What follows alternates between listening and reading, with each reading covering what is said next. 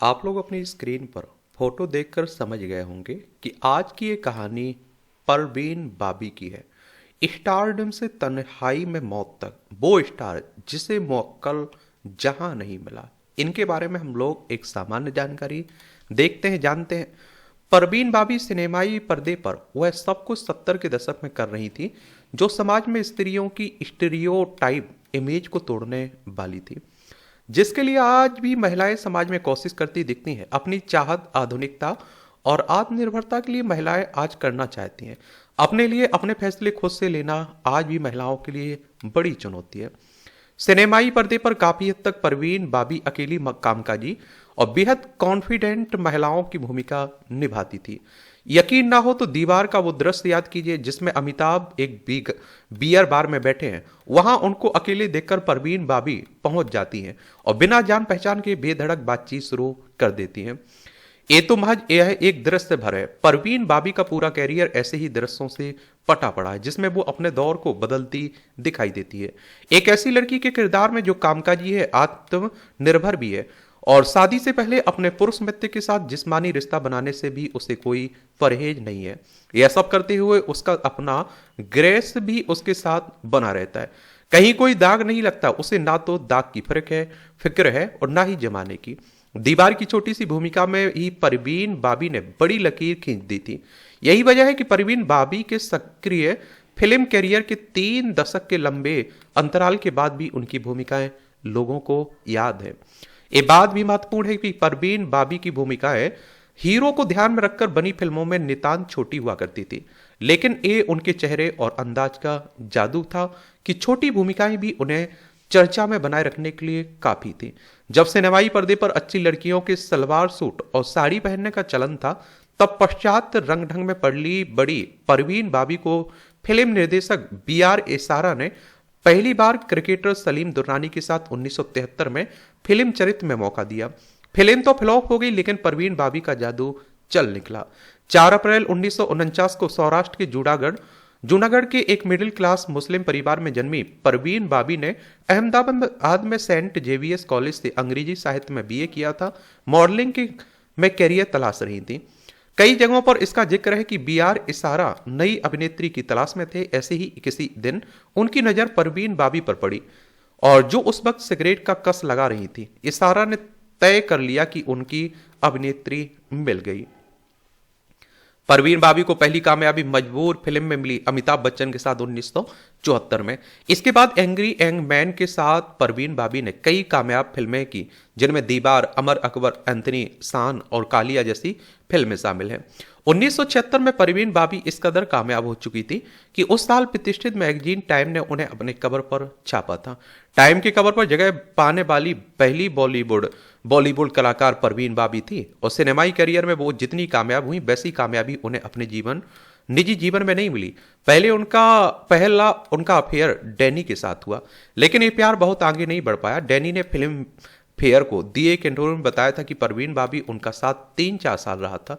इसके बाद दोनों के रास्ते अलग हो गए थे। डैनी के बाद परवीन बाबी का प्यार कबीर बेदी के साथ हुआ। दोनों ने एक साथ 1976 में बुलेट फिल्म में काम किया था और करीब 3 साल तक दोनों एक दूसरे के प्यार में डूब रहे। कबीर बेदी के प्यार की खातिर परवीन बाबी ने अपने चमचमाते कैरियर को भी छोड़ दिया था। उस दौर में कबीर बेदी को एक इटालियन टीवी सीरियल में लीड रोल मिला था और परवीन बाबी उनके साथ यूरोप शिफ्ट कर गई, लेकिन दोनों के बीच सब कुछ ठीक नहीं रहा तो परवीन बाबी बॉलीवुड वापस लौट आई। जब वो वापस लौटी तो भी इंडस्ट्री में उन्हें हाथों हाथ लिया और इसी वापसी के दौर में पीतीश नंदी के कहने पर परवीन बाबी ने द इल-स्टेटेड वीकली ऑफ इंडिया में अपना एक संस्मरण लिखा था। मेरा करियर इससे बेहतर कभी नहीं रहा। मैं नंबर 1 ही की रेस में हूं। बंबई में कोई ऐसी फिल्म नहीं बनी जिसमें परवीन बाबी ना हो। लोग मेरी इस कामयाब वापसी से चकित हैं। कई लोग इसे मेरा लक बता रहे हैं, लेकिन मैं आपको बताना चाहती हूं कि इसमें लक की कोई बात नहीं है। ये बिल्कुल पसीना और आंसू है जो टूटे दिल के साथ कठिन मेहनत से आई है।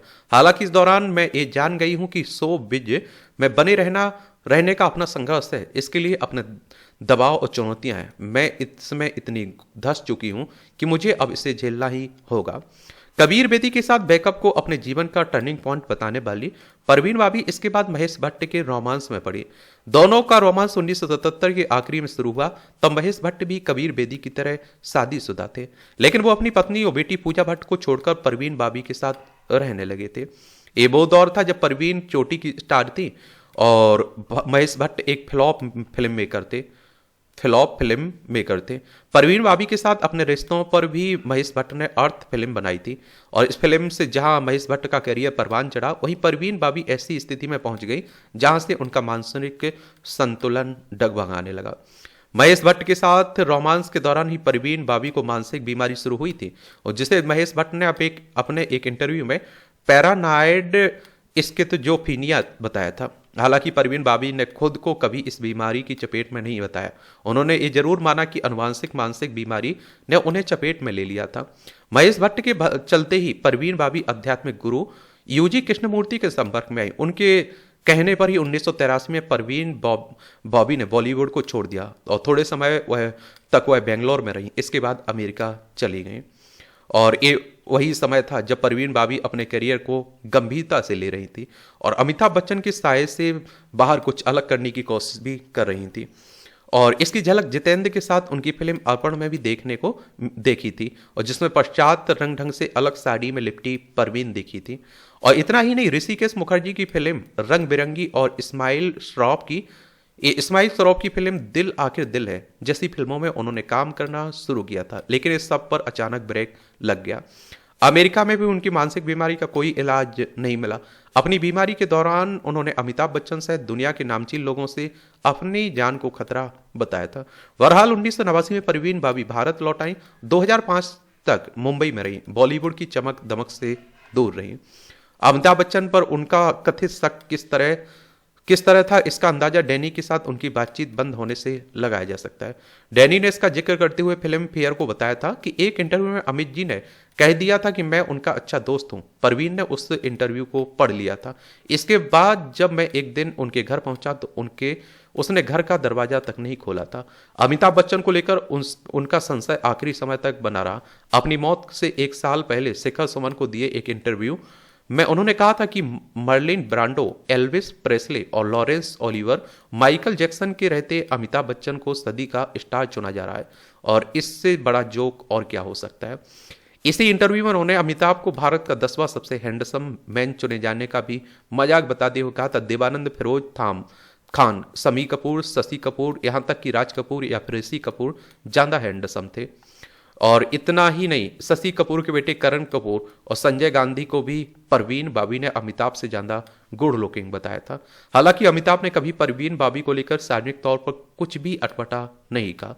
साल 2005 में परवीन बाबी के निधन के बाद उन्होंने मीडिया से कहा था कि परवीन अपनी शर्तों पर जीने वाली कलाकार थी और जिनका हिंदी सिनेमा पर गहरा असर रहेगा।